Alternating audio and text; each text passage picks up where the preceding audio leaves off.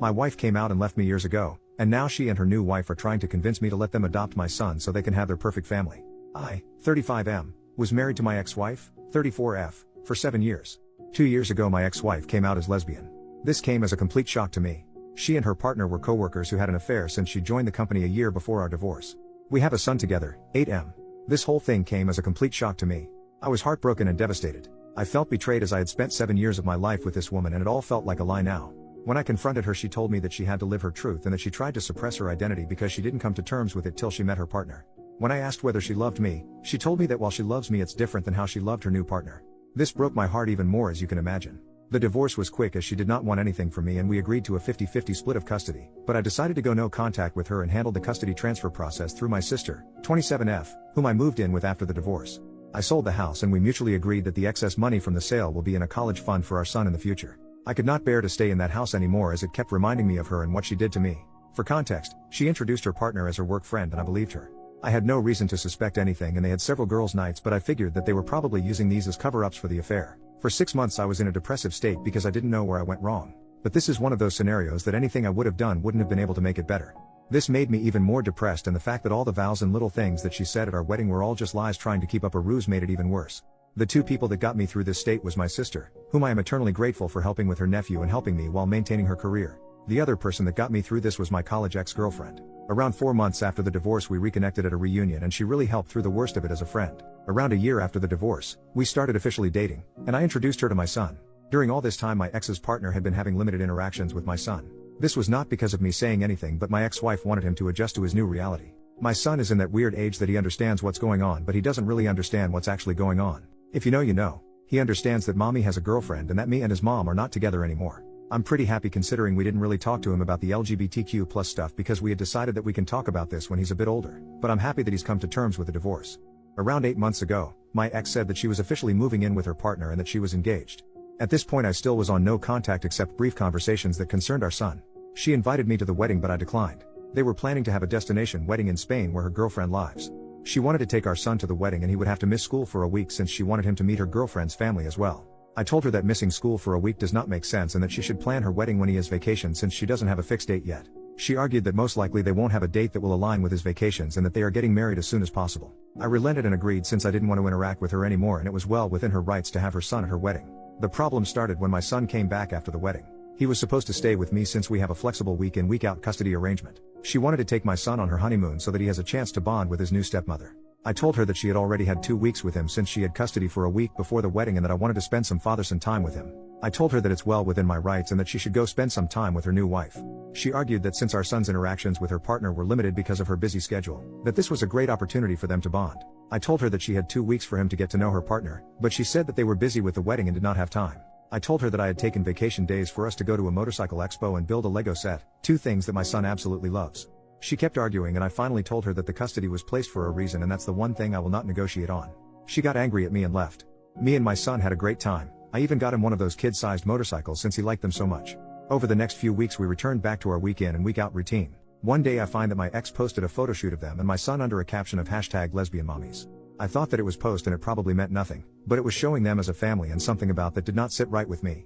When I got my son for the week I asked him that if his mom was saying anything to him. He relented a bit but told me that his mother had been trying to convince him to call her partner his mom. This was a shock to me as I never expected my ex to do this. Then again I've been wrong about these things before. I asked him if that's something he wanted and he told me that he is much more comfortable calling her by her first name and that he feels weird with calling 2 people mom. I told him it's okay and that he shouldn't feel pressured to do anything. I called my ex and asked her to meet up because this was serious and I wanted to discuss this. I confronted her about this and she told me that since her and her partner were married, it's only natural for our son to have 2 moms now.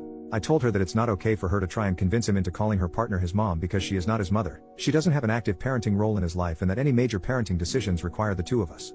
She tried making an argument that since me and my girlfriend were becoming serious now and that eventually I might want him to start calling her mom. I told her even if we become serious I won't try and convince our son to start calling her mom, because he already has 2 parents and he doesn't need more. Then she dropped the bombshell on me. She told me that she and her partner were hoping that eventually down the line they can file for adoption. I'll still be able to visit and see my son but she wanted her and her wife to have legal guardianship because they wanted to build a new family with them. I told her absolutely not and that our partners have no say in our kids' lives.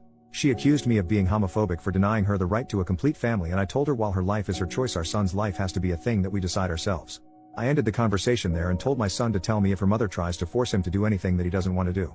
3 weeks later I found out that my ex had enrolled him in Spanish lessons that he told me that he hated doing. For context, my ex is Latin and her partner is Spanish, so they are more comfortable talking to each other in Spanish. We made the decision to raise our son in English because it made sense at the time, as she speaks English better than Spanish and I don't speak any Spanish. When I discussed this, she told me that she would like her son to connect more to his heritage. I said that I don't have any problem with that, but we have tried this several times before when we were married and he had shown zero interest in it. She told me that this time might be different since he will have 2 Spanish speakers at home. I told her that I am in all favor of bilingualism because 2 languages are always an advantage, especially for kids, but if he doesn't want to do it, there is no reason to force him to do it. Maybe try another language? She then accuses me of denying our son his roots, and goes on a tirade of accusing me of denying our son his identity and coming back to me denying her right to a family. My girlfriend usually stays out of these matters, but she advised me to contact my lawyer and see what they can actually do. My lawyer told me that even if they send an adoption notice, I can contest it and it would take something exceptional like abandonment etc. for my contest to get rejected. My ex keeps posting our son as a part of her new family and it's honestly started to trigger me. 2 weeks ago I interacted for the first time with my ex's new wife after the divorce. She contacted me and asked to meet up. She told me that my ex had finally started to recover from the social trauma of coming out and building a new life with her and that I am now getting in the way of the happiness. She accused me of being emotionless and uncaring through our divorce and how I guilt-tripped her into agreeing to my demands of 50-50 custody, and how I should just agree to the eventual adoption in a few years because she has always wanted a son and that I will still remain my son's dad and I can still visit him. I told her that I don't care what her emotional state was during the divorce and that my demands were fair even to the most irrational person. I told her that if they want to create this image of a perfect family, then they should have another kid that has no connection to me. I feel like all this has started to affect my son more than anything. He is a lot less happier than he was just a few months ago as we had started to adjust to this new reality. For context, since I know this is going to come up eventually, the emotional trauma of my ex coming out, it is basically the fact that her family effectively disowned her after coming out. Her parents don't talk to her anymore, while my son has plenty of interactions with his maternal grandparents when he's with me. Those two combined make significantly more money than I do alone. However, my ex-wife makes less money than me, but her partner is in a senior position, so she has more stability. This is also an argument my ex-wife used when we discussed adoption, since they can then send our son to a private school and generally give him a better life. I don't know if this is a factor, but the recent elections may have caused this because they are worried that they might not be able to adopt soon. But they don't want to adopt my son now but in a few years, so I doubt this to be true. First update, next day. It's been crazy seeing everyone's reactions to the situation and I wanted to share a quick update with you all. First of all, I'd like to clarify that my son and I have been going to therapy since the divorce. He was doing quite well until the whole mom saga happened. My in-laws disowned her after she came out. They were not even aware about the affair when she came out to them. They still spend time with my grandson under the condition that they don't badmouth my ex and don't preach their views to him. They agreed and said that they valued a relationship with their grandson over any political view they might hold. I have been a part of every interaction that they have had with him because I was worried they might say something. Thankfully, this has not been the case. Her extended family has said to me that they have all cut her off as well, some for the affair and some for her being gay. Our mutual friends also cut her off because of the affair. All our mutual friends were my work buddies and their spouses and partners. I did not ask them to do anything, they came to the decision on their own. I was actually glad when she told me that she had made a friend on her own, as she used to complain about not liking her colleagues. We all know how that turned out. I'm pretty sure they're not planning to skip the country. I have all my son's documents and we decided it during the divorce because she was still figuring out where to go, and since I was moving in with my sister, the chances of them getting misplaced were low. I have also had no demands for any documents and she returned the passport to me when we came back. The whole adoption thing probably stems from the fact that my son has a very close relationship with his mother. The only times he has really complained to me is when she asked him to call her partner mom and that she was making him do Spanish classes that he did not want. We did everything for him equally during our marriage, but I had to travel out of state to my parents frequently during COVID because they were sick with pre-existing conditions and couldn't take care of themselves. My sister was on an assignment abroad at that time. My sister also agreed with this. Please let me know your thoughts. I listened to people and contacted my lawyer, who is also my friend, this morning. He told me the same thing as last time and that it would take something really unusual for the adoption process to go through like child abandonment. He also said that there are a bunch of idiots that have no idea how the law worked. He also told me that if the whole "we want to adopt him" is a real thing and if she is talking crap about me to my son and I could prove it, I could get custody. This has not been the case, as I've not heard my son say that his mom says bad things about me. This brought me a sigh of relief. I plan to contact my ex today with the following conditions. 1. We both install parenting apps and document all interactions. 2. No more mention to me or my son regarding adoption or calling her partner mom. 3. No more posting images of my son as a part of their perfect queer family because frankly, I don't want my son's photos on the internet when he is so young and he can decide what he wants when he is older. I plan to talk to my ex in a couple of hours. Please let me know what you think about this. Second update, next day. Hi all, so I talked to my ex today. She was busy yesterday and I wanted some more time to gather my thoughts. When we met, I put forth my demands. She told me that the parenting app idea seems fine and that she has no problem with it. She got sad when I told her to drop the idea of adoption and calling her partner mom, as it's just not gonna happen. She told me that her family was pressuring her to settle down. I proposed after a year of dating and I did not know this, and getting pregnant so soon after getting married was not what she had in mind. She got pregnant 1.5 years after getting married. Is that soon? I don't know. She told me that she was in the closet all her life because of her parents and that she thought marrying me would cause her feelings to subside and that she was happy until she met her partner. She did go through postpartum depression after giving birth, but I did not know that she didn't want to get pregnant so soon.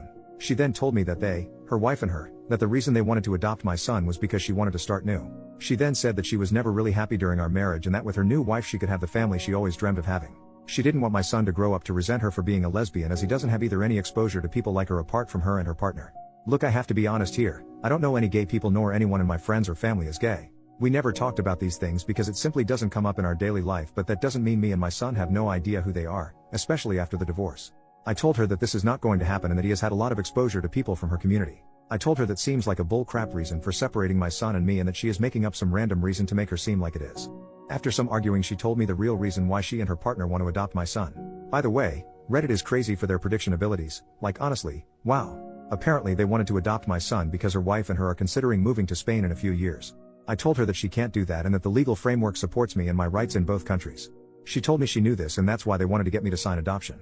I told her that she was crazy, that she in no way is able to do this, as she still need my permission to take him out of the country as when she did when they got married in Spain. I also read a comment yesterday on the update and researched a bit on the laws regarding this, so I know this is not happening. She told me again that they have done their research, that this was to see if I would agree. In case I agreed they would consider moving, and in case I don't they won't, because she doesn't want to be separated from my son. I again emphasize that this is not going to happen and that if she tries anything or says anything to my son, I will sue for full custody. She got sad again and told me that they wanted to check with me first. I told her, in what world would you expect me to give you and your wife full custody? First you divorce me, leave for me a woman, and then expect me to sign over my child and act like nothing happened. I told her from this point on we will document everything, every interaction we have, and that if I even get a whiff of you trying to pull something I will sue for full custody. She got a bit scared at the idea of losing full custody. I guess she didn't really consider me doing that and she agreed.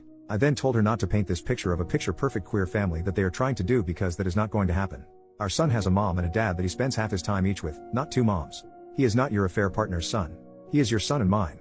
If you want a child with her you can do so on your own. I then told her that the courts are more likely to side with me than you in this case because of the thing you have been trying to do and the fact that I work from home and spend more actual time with him than you and your wife. I have been trying for him to have a stable relationship with both parents since the divorce because I don't want him to resent either of us. But if you try to remove me from his life, I will sue for full custody and deal with any resentment he has for either for us. I didn't want to argue anymore and I left the room. I secretly recorded the conversation because I wanted to have proof in case anything happens in the future.